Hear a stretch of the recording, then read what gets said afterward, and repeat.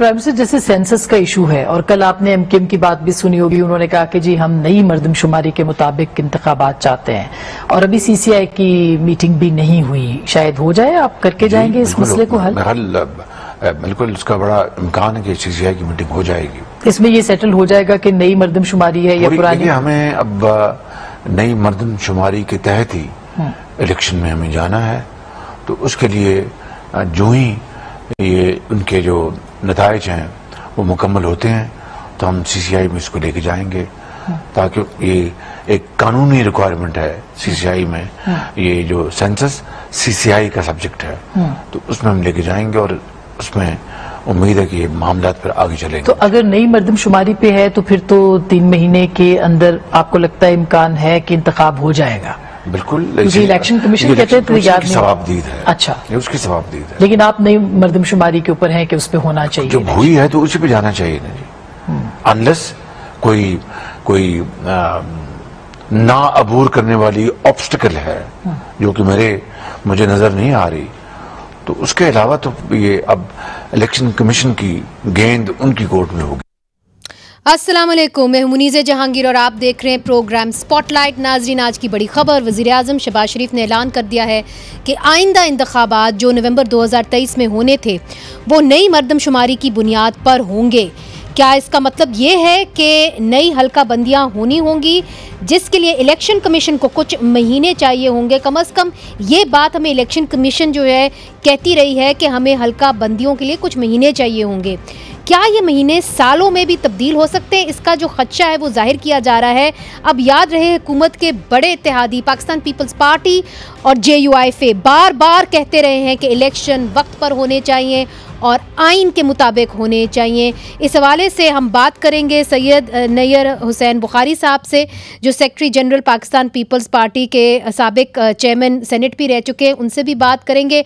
हमें ज्वाइन कर रहे हैं अहमद बिलाल महबूब साहब, सरबराह हैं पिलडैट के Pakistan institute of legislative development and transparency. उनसे पूछेंगे कि ये आइनी तकाजे फिर कैसे पूरे करेगी इलेक्शन कमीशन ऑफ पाकिस्तान। और फरजाना अली साहिबा पेशावर की ब्यूरो चीफ हमारे साथ मौजूद होंगी। मोहम्मद मुजीब साहब ब्यूरो चीफ क्वेटा के हमारे साथ मौजूद होंगे। और हमें ज्वाइन करेंगे आबिद जुबैरी साहब, जो सदर हैं सुप्रीम कोर्ट बार एसोसिएशन के। मगर सबसे पहले पाकिस्तान पीपल्स पार्टी से हम रिएक्शन ले लेते हैं। नैयर बुखारी साहब, आप वकील भी हैं, मामलात को आप देखते हैं, ये बताइए कि वज़ीर आज़म का ये स्टेटमेंट कि नई मर्दमशुमारी के तहत इलेक्शंस होंगे, आप इलेक्शंस 2023 में होते हुए देख रहे हैं? शुक्रिया।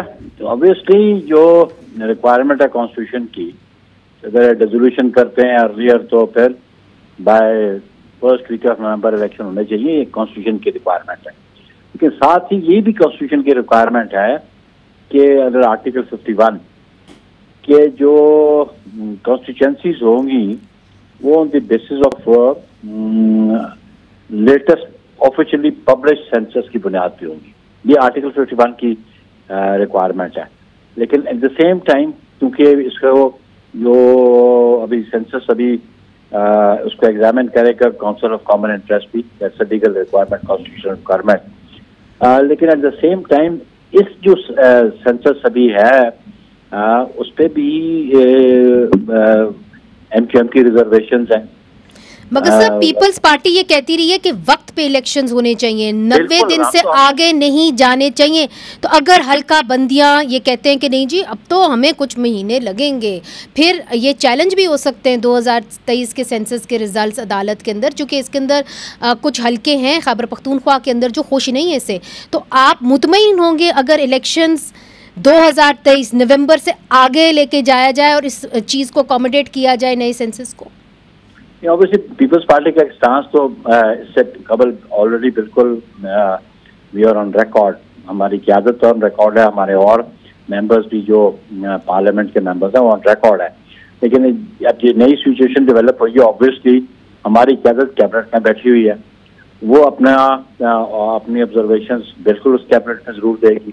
फिर काउंसिल ऑफ कॉमन इंटरेस्ट में सिंध से जो चीफ मिनिस्टर हैं पाकिस्तान पीपल्स पार्टी के, वो भी वहाँ मौजूद है। तो जब ये issue council of common interest में आएगा तो फिर ये एग्जामिन किया जाएगा। लेकिन पीपल्स पार्टी हमेशा ये बिलीव करते रही है कि we should uphold the constitution, primarily. यानी कि 90 दिन के अंदर इलेक्शंस होने चाहिए सर? हम तो ये चाहते हैं, हमारी बिल्कुल ख्वाहिश भी है, हम ये चाहते हैं, क्योंकि इस कॉन्स्टिट्यूशन को आप होल्ड करने के लिए पीपल्स पार्टी की बड़ी सेक्रीफाइस है। लेकिन अंडर आर्टिकल 51 भी कॉन्स्टिट्यूशनल रिक्वायरमेंट है। ठीक है, इसको हम एग्जामिन करेंगे। बहुत बहुत शुक्रिया नईर बुखारी साहब, आपने अपना कीमती वक्त हमें दिया। अहमद बिलाल साहब से भी पूछेंगे कि ये कानूनी तकाजे कैसे पूरे होंगे, मगर सबसे पहले सुप्रीम कोर्ट बार एसोसिएशन के सदर आबिद ज़ुबैरी साहब, आप इसको कैसे देखते हैं, इस बयान को कैसे देखते हैं? आपकी वकला बरादरी ने तो कहा था कि हम तो तहरीक चलाएंगे अगर इलेक्शन नवंबर 2023 में नहीं हुए और आइन के मुताबिक ना हो और तजावज़ कर जाए 90 दिन से।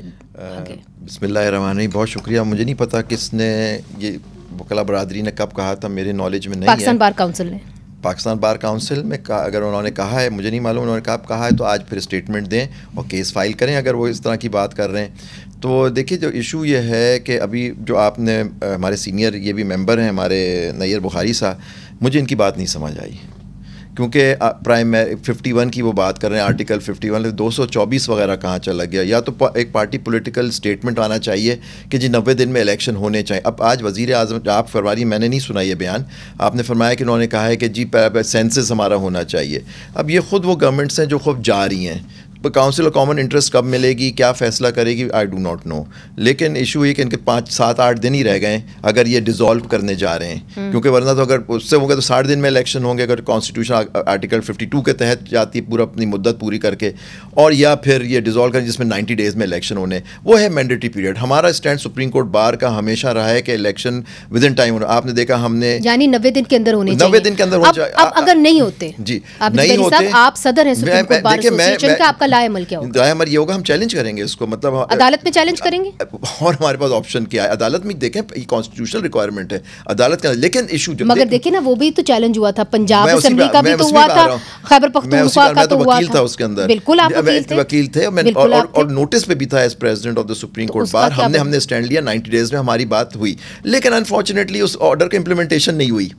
वो एक हमारा सीरियस इशू है कि जी आप एक ऑर्डर पास हुआ था, वो नहीं इंप्लीमेंट हो रहा, उस पर एक्शन हो चाहिए था। सुप्रीम कोर्ट ऑर्डर दे भी देती है तो क्या आपकी गारंटी है कि इस सेंट्रल गवर्नमेंट की बात बहुत दूसरी करने जा रहा हूं। मैं कहता हूं कि देखिए, पहले गलत कोई काम करता है ना, उसमें झिझक होती है आदमी को कि जी गलत काम करने जा रहा है। अब तो उन्होंने 90 डेज का पीरियड तोड़ दिया। सुप्रीम कोर्ट के ऑर्डर पे उन्होंने कहा, पार्लियामेंट के अंदर कहा, जो कहा हम सुप्रीम कोर्ट के ऑर्डर को नहीं मानते, ये कर दिया। अब देखिए, अब इनको कोई चीज नहीं रोक सकती। अब 90 दिन, अब पॉइंट इज दैट हमारे हिसाब से मैंडेटरी है, लेकिन अब ये 90 दिन से 1 साल हो जाए, हमें क्या पता जी। अब अच्छा देखिए, एक और इशू है सेंसस का। ये नहीं होता सिर्फ सेंसस और डीलिमिटेशन भी होती है। उसके बाद डीलिमिटेशन में आपकी सीटें बढ़ेंगी, अगर आबादी बढ़ गई तो उसके लिए कॉन्स्टिट्यूशनल अमेंडमेंट की रिक्वायरमेंट होती है कि आप सीटें, अभी तो हमारी सीटें फिक्स्ड हैं। This is a very important point that you picked up. Let me ask Ahmad Bilal महबूब साहब, क्योंकि वो इन इश्यूज को देखते हैं। अहमद बिलाल साहब, आपने आबिद ज़ुबैरी साहब की बात सुनी, वो ये कहते हैं कि जी जब आप डीलिमिटेशन करेंगे तो कई सूबों की सीटें कम होंगी, कई सूबों की बढ़ जाएंगी, तो उसके लिए तो आपको आईनी तरमीम चाहिए। आपकी क्या राय है? मैं बिल्कुल उनकी बात से मुत्तफिक हूँ, वो बिल्कुल सही कह रहे हैं। और ये बातें वज़ीर आज़म साहब ने आप जो बात कही है, पता नहीं उनको इस बात का इदराक है या नहीं है कि हमारी तो असम्बली के अंदर इस वक्त 2/3 की तादाद टोटली मौजूद नहीं है, तो आईनी तरमीम कैसे हो सकती है? ये दुरुस्त है कि अगर आप सेंसस के रिज़ल्ट को ऑफिशियली नोटिफाई कर दें तो उसके बाद अगला इलेक्शन उस नई सेंसस के हिसाब से ही होना चाहिए। लेकिन उसके लिए जो डिमार्केशन है कॉन्स्टिट्यूएंसीज की और इस ऐलान के दरमियान का जो काम है, वो कॉन्स्टिट्यूशन के अंदर तरमीम का होगा। जब तक तरमीम नहीं होगी उस वक्त तक आप ये हल्का बल्दियाँ नहीं कर सकेंगे। और उसके लिए आप देखें कुछ की तादाद कैसे बढ़ेगी। बलूचिस्तान की 78% तादाद बढ़ जाएगी, क्योंकि उसकी आबादी 78% बढ़ी है, तो उसकी तादाद में 78% इजाफा होगा और इसी निस्बत से दूसरी सूबों की तादाद कम हो जाएगी। तो ये कॉन्स्टिट्यूशनल अमेंडमेंट के बगैर मुमकिन नहीं है। कॉन्स्टिट्यूशनल अमेंडमेंट हो नहीं सकती। तो होगा क्या?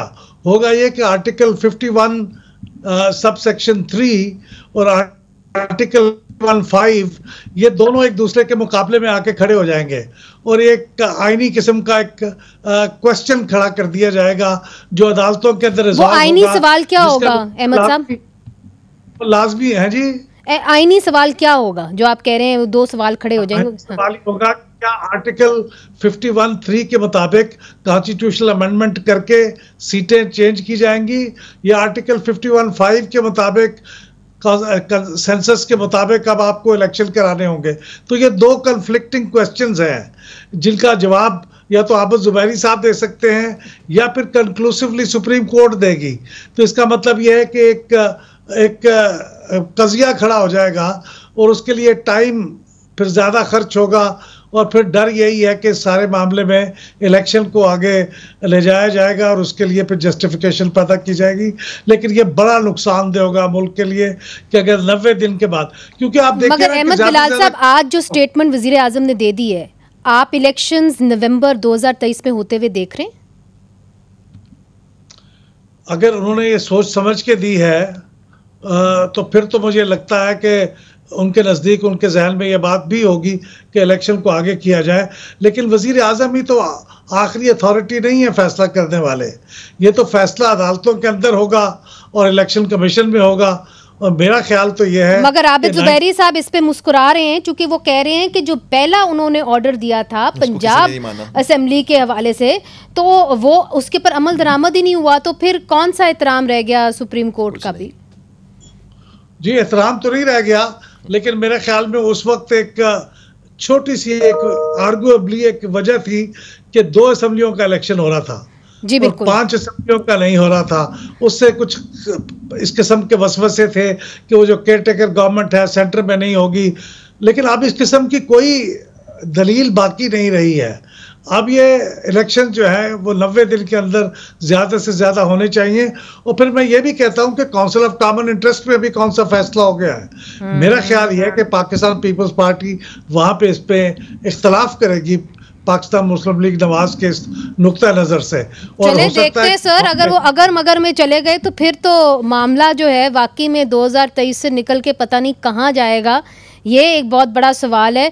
आपने जो बलूचिस्तान का भी हवाला दिया है, मैं मुजीब साहब से पूछूंगी। मुजीब साहब, ये बताइए कि 2023 के सेंसस के ऊपर भी इख्तलाफ है बहुत से लोगों का। क्या 2023 के सेंसस के हवाले से इख्तलाफ है, तशवीश है बलूचिस्तान में पाई जाती है? मुनीज़, बलूचिस्तान में अगर आप मजमूई तौर पे देखें तो ये खुशी की बात है कि बलूचिस्तान सेंसस में 70% इंक्रीज़ किया है, और उसका फ़ायदा ये होगा कि NFC अवार्ड में जो हमारे परसेंटेज है वो बढ़ के 6 to 8% चली जाएगी। वफाकी मुलाजमतों में हमारा कोटा बढ़ जाएगा, कौमी असम्बली की नशस्तें बढ़ जाएंगी। कुछ इलाकों में सियासी पार्टियों ने अपने अपने इलाकाई मफादात की वजह से इख्तलाफात किए हैं, एहतजाज भी किए हैं, प्रोटेस्ट भी किए हैं, सब कुछ किए हैं, मगर मजमूई किसी को इख्तलाफ नहीं है। इख्तलाफ इलाकाई हद तक ज़रूर है, लेकिन मजमूई तौर पे सबको नज़र आ रहा है कि बलूचिस्तान की जो आबादी इंक्रीज़ हुई है, इसका फ़ायदा बलूचिस्तान के अवाम को होगा, उनका हिस्सा भी बढ़ेगा, मुलाजमतों में भी बढ़ेगा और NFC में भी बढ़ेगा। इसके अलावा कौमी असम्बली में नुमाइंदगी बढ़ जाएगी। ठीक है, फारूक सत्तार साहब ने भी हमें ज्वाइन कर लिया है। MQM के एक अहम लीडर हैं और आपको याद होगा कि इनकी ही डिमांड थी, MQM की डिमांड थी कि जी नए सेंसस के तहत जो है इलेक्शंस को होना चाहिए। फारूक सत्तार साहब, आज तो वज़ीर आज़म ने कह दिया है कि नए सेंसस की बुनियाद के ऊपर जो है वो इलेक्शंस होंगे। तो आप इलेक्शंस नवंबर में देखना चाहते हैं, या आपको लगता है कि अगर हल्के बंदियों में वक्त लगेगा तो फिर इसको आगे भी लेके जाया जा सकता है? देखें, आईनी पोजीशन अब ये हो गई है वजीर आजम के आज के ऐलान के बाद कि नई मरदमशुमारी और फिर नई हल्का बंदियों पर इलेक्शंस होंगे। ठीक है ना? अच्छा, एक कमांड आइन की है कि अगर मरदमशुमारी के नताइज का ऐलान हो जाए तो जो लेटेस्ट रीसेंट ताज़ा तरीन मरदमशुमारी होती है उस पर हल्का बंदियां होंगी और इलेक्शन होंगे। ठीक है, ये भी आइन की कमांड जी, ये आइन की है, मगर मैं आपसे ये पूछ रही हूँ कि अगर ये आर्टिकल 224 भी है ना सर। सुने मैं तो कह रहा हूँ ना, दूसरी आइन की कमांड है कि अगर निगरान हुकूमत असेंबलियां अपनी मुद्दत पूरी करने से पहले चली जाएं तो 90 दिन मिलते हैं, तो 90 दिन में इलेक्शन होने चाहिए। ठीक है ना? अब लोग इस ऐलान की वजह से और इस खदशे की वजह से कि पता नहीं कितनी ताखीर हो जाएगी, इलेक्शन कितना इल्तवा में चला जाएगा।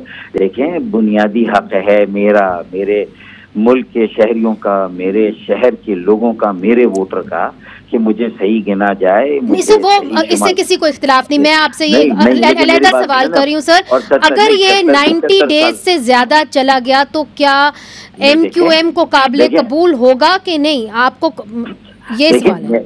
मेरा तो बुनियादी मुतालबा ये है कि नई मरदमशुमारी के मुताबिक हल्काबंदी और इलेक्शन हो, और उसका दौरानिया कोई बहुत ज्यादा थोड़ी है। इलेक्शन कमीशन के सेक्रेटरी साहब से जब वोटर्स लिस्ट की बेज़ाब्तगियों पर हमने मुलाकात की तो उनसे ये इशू भी डिस्कस हुआ।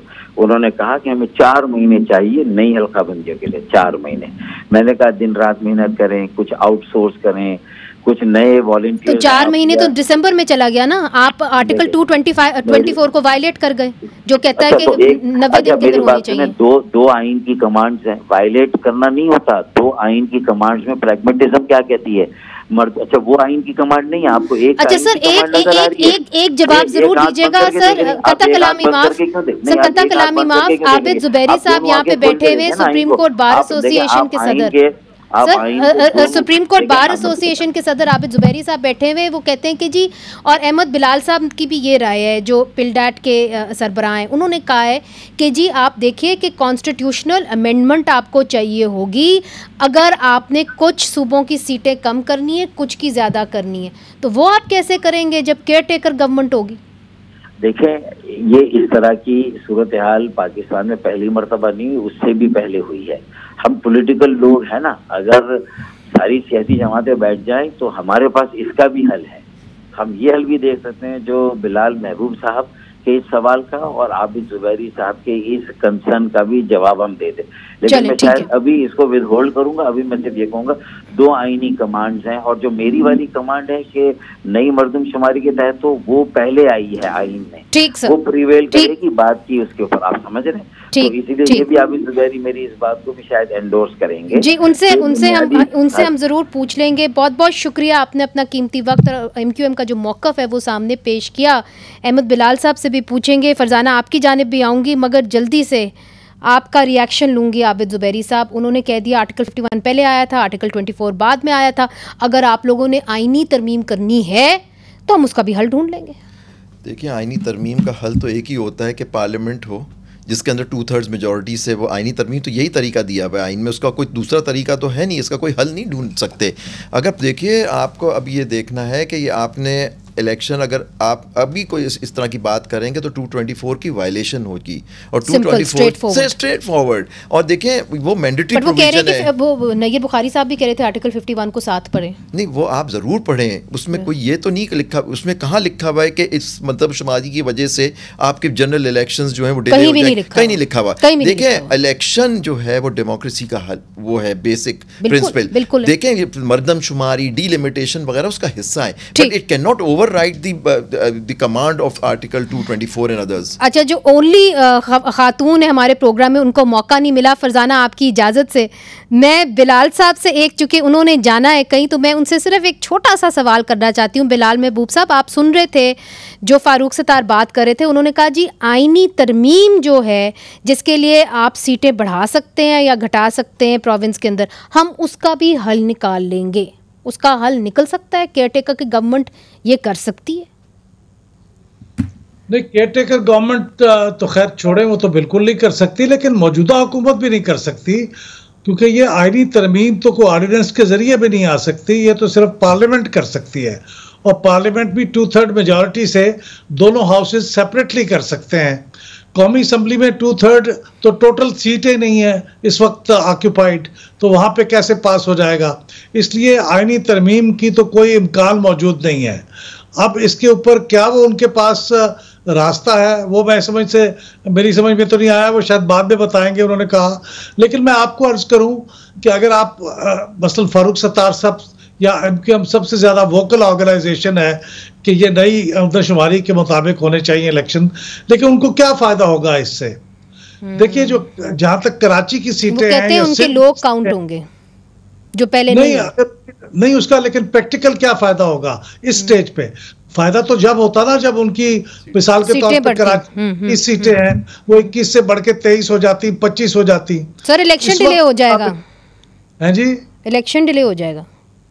हाँ, इलेक्शन डिले हो जाएगा, और उनकी सीटें भी नहीं बढ़ रही, तो उनको कोई फायदा तो हो नहीं रहा। लेकिन जो वसाइल की तकसीम है वो तो आप इलेक्शन के बाद जब असेंबली इलेक्ट हो जाएगी तो वो इसको वैलिडेट कर देगी, फिर आईनी तरमीम भी हो जाएगी और फिर वसाइल की तकसीम भी उसके मुताबिक होगी। लेकिन इस वक्त अगर आप इलेक्शन डिले करेंगे तो क्या फायदा होगा MQM को या सिंध गवर्नमेंट को? बलोचिस्तान को शायद फायदा हो सकता है, उनकी 7 सीटें बढ़ रही हैं, लेकिन उनको वो तो कह नहीं रहे, वो तो मुतालबा भी नहीं कर रहे।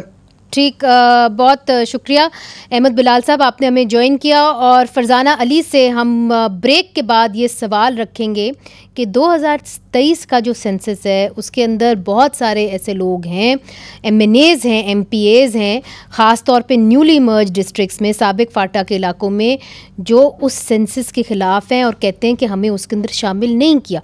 वो ये ऐसा क्यों कहते हैं और क्या वो भी एक चैलेंज बन के सामने आएगा? ये सब कुछ वक्फे के बाद।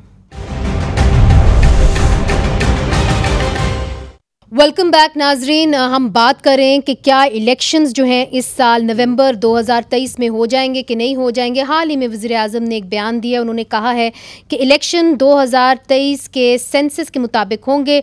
अगर उस के हवाले से सेंसस होना है, 2023 के मुताबिक सेंसस होना है, तो फिर हल्का बंदियाँ फिर से होंगी, उसके लिए कुछ महीने चाहिए होंगे। तो क्या इलेक्शंस जो हैं वो मुलतवी हो सकते हैं, अगले साल जा सकते हैं या उसके बाद भी? फरजाना अली, आप खैबर पख्तूनख्वा में ब्यूरो चीफ़ हैं, मुझे ये बताइए कि 2023 के सेंसस के हवाले से खैबर पख्तूनख्वा के बहुत से ऐसे लोग हैं जो कहते हैं कि ये भी सही नहीं हुआ। कुछ ऐसे लोग हैं जो न्यूली मर्ज डिस्ट्रिक्ट्स में हैं, वो कहते हैं कि जी हम नकल मकानी करके गए हुए थे तो पीछे सेंसस वाले आ गए। क्या ऐसी कुछ तशवीश पाई जाती है उधर?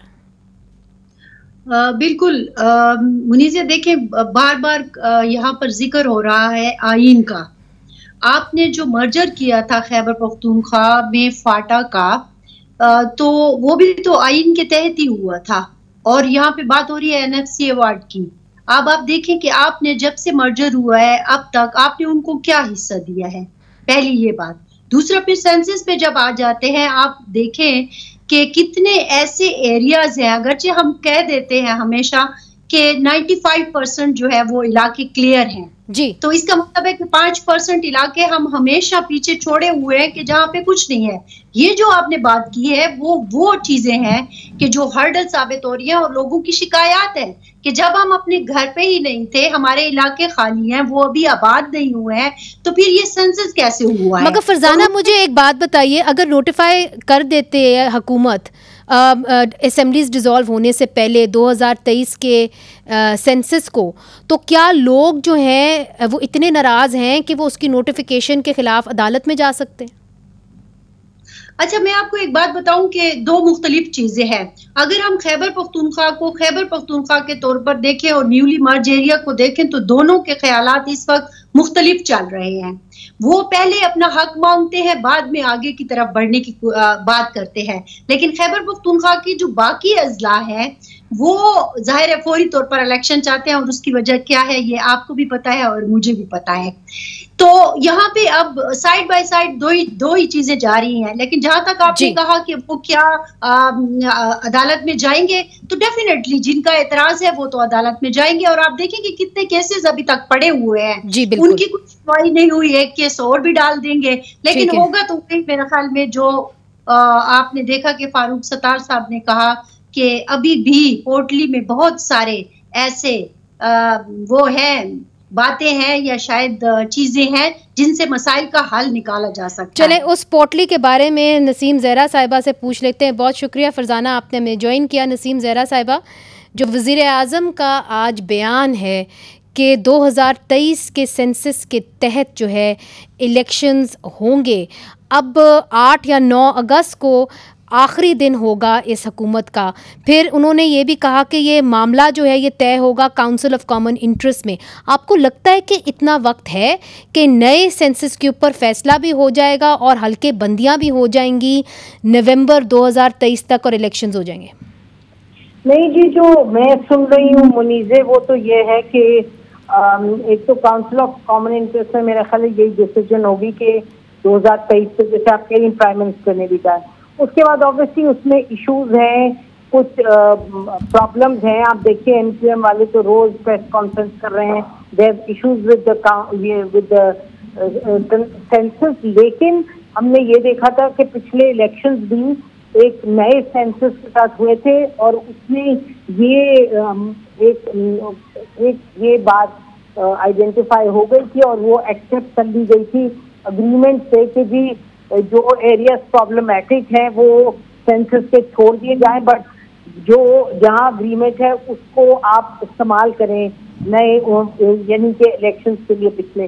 तो बाय ऑल अकाउंट मेरा नहीं साल के इलेक्शंस होंगे 90 डेज में, जो मैं सुन रही हूँ, आई कुड बी रॉन्ग, लेकिन ये मैं सुन भी रही हूँ, मेरी भी असेसमेंट यही है कि मेरा ख्याल है मार्च तक ये खिंच जाएगा मामला इलेक्शन। नहीं, मगर इसकी क्या गारंटी है नसीम ज़हरा साहिबा कि मार्च में भी इलेक्शंस होंगे? Once they are delayed.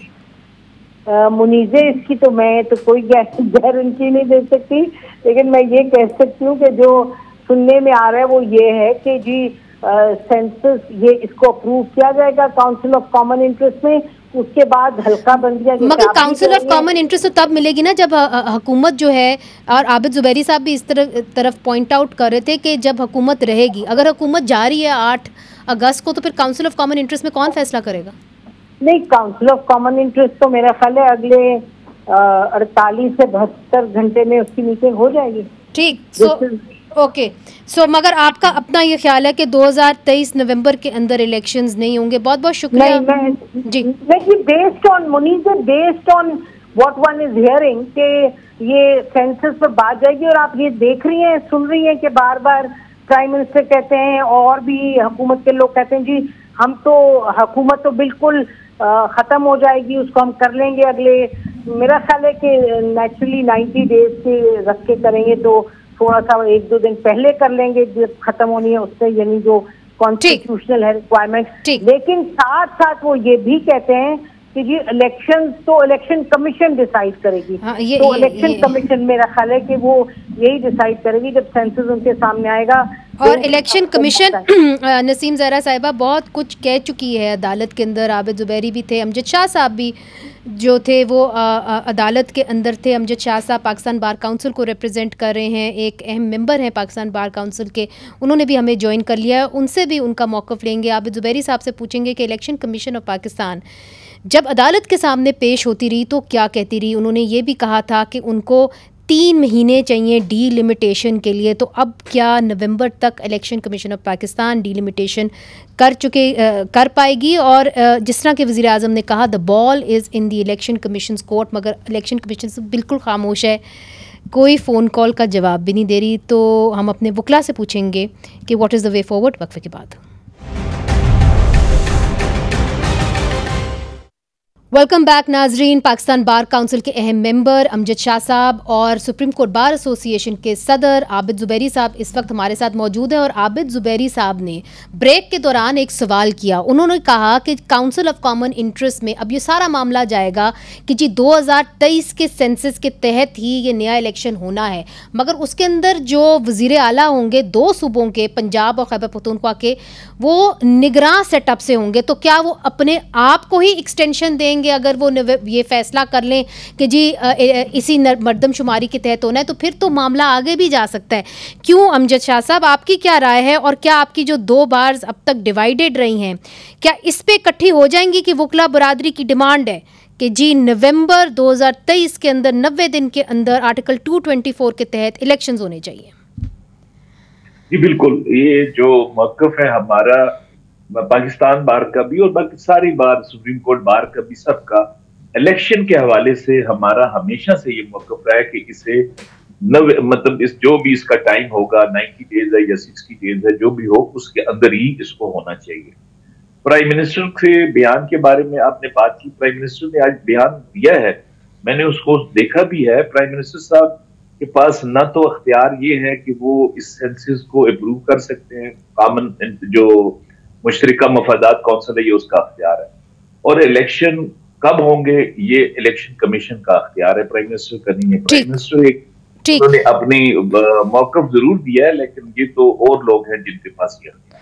अच्छा, ये बड़ी अहम बात की है आबिद जुबैरी साहब। काउंसिल ऑफ कॉमन इंटरेस्ट के पास ये इख्तियार है, प्राइम मिनिस्टर के पास ये इख्तियार नहीं कि वो 2023 के सेंसस को नोटिफाई करें, उसके तहत इलेक्शंस करें। जी बात सही है, उनका इख्तियार नहीं है, लेकिन पॉइंट इज़ दैट कि वो, मैं तो कहता हूँ इस वक्त काउंसिल ऑफ कॉमन इंटरेस्ट के पास भी इख्तियार नहीं होगा। जैसे मैंने कहा कि 2 चीफ मिनिस्टर्स जो उसके अंदर हैं वो निगरां हैं। निगरां वज़ीर आला का काम होता है सिर्फ डे टू डे उस कैबिनेट करना, this is not day to day.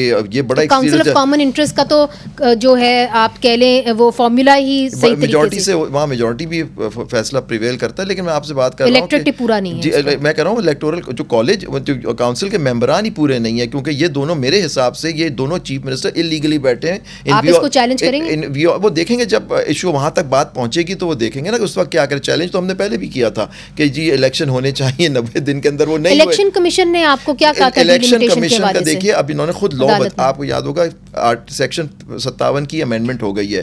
पहले इख्तियार था प्रेसिडेंट को तारीख देने का in consultation with the election commission, उन्होंने लॉ चेंज करके अब इलेक्शन कमीशन को दे दिया। इलेक्शन कमीशन का काम है। आपको याद होगा कि जब ये नो कॉन्फिडेंस वाला केस चल रहा था उस वक्त जो कोर्ट ने इन इलेक्शन कमिश्नर साहब से पूछा था, चीफ इलेक्शन कमिश्नर, कि आप कितने दिन में तय। उन्होंने कहा जी अब सेंसस जो है वो हम 7 महीने चाहिए, जिसमें हमें डिलिमिटेशन चाहिए, सेंसस का रिजल्ट नोटिफाई करके वो सारा, फिर अमेंडमेंट्स और ये सारा। तो उन्होंने उस वक्त ये बात कही थी, उस वक्त यानी अक्टूबर 2022 तक वो कर देना चाहिए था। आज देखें, आज हम अगस्त में आ गए, आज तक वो सेंसस नहीं हुआ, नोटिफाई नहीं हुआ, डिलिमिटेशन नहीं हुई, और ये सारे इश्यूज अब खड़े हो गए। इसका मतलब है दिस कैन, अगर ये नवंबर से आगे चले गए तो ये तो 1 साल 2 साल में मामला बदल जाएगा। तो मैं आज जैसे आपसे कह रहा था, इस वक्त आइन की और कोर्ट की बात की कौन पासदारी कर रहा है इस मुल्क में? मगर इसके ऊपर देखिए, सुप्रीम कोर्ट बार एसोसिएशन को आप रिप्रेजेंट कर रहे हैं, अमजद शाह साहब पाकिस्तान बार काउंसिल। अगर नवंबर में इलेक्शंस नहीं होते तो क्या इसके ऊपर दोनों बार जो हैं वो इकट्ठे मिलके कोई तहरीक चला सकती है? तहरीक, मैं कहता हूँ तहरीक से पहले तो हमें चैलेंज करना चाहिए, हमें अदालत से रुजू करना चाहिए। देखिए ये एक डेमोक्रेटिक सिस्टम है, कोई मार्शल लॉ का ज़माना तो नहीं है, ये कोई डिक्टेटर तो नहीं बैठा। लेकिन एक चीज़ मैं आपसे कहना चाहता हूँ, जो नसीम जहरा से मैडम से आपने पूछा कि मार्च तक जाएंगे, आपको पता होना चाहिए कि majority of the senators will retire in March. तो फिर ये अगर आपका इलेक्टोरल कॉलेज ही पूरा नहीं होगा तो फिर इलेक्शन, अब हमारा senate is a permanent body, तो उसका अगर वो पूरा कॉलेज नहीं है तो हमारा सेनेट का क्या होगा? बिल्कुल बिल्कुल। आखिरी कुछ मिनट रह गए अमजद शाह साहब, जो ये आबिद जुबैरी साहब कह रहे हैं कि हमें बार्स को मिलकर इसको चैलेंज करना चाहिए, कोई ऐसी गौर फिक्र हो रहा है पाकिस्तान बार काउंसिल में?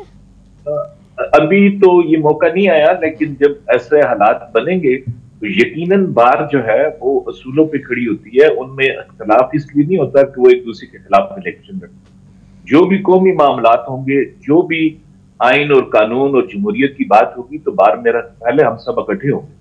बहुत बहुत शुक्रिया अमजद शाह साहब और आबिद जुबैरी साहब। हम देखते हैं कि आने वाले दिनों के अंदर मामलात हल की तरफ जाएंगे या मज़ीद जो है उलझते चले जाएंगे, क्योंकि अभी तक ये क्लियर नहीं हुआ हुकूमत जारी है, इलेक्शंस कब होंगे, ये सवाल जो है इसका जवाब अभी तक पाकिस्तान में किसी के पास नहीं है। मुनीज़ जहांगीर को इजाज़त दीजिए, खुदा हाफिज़।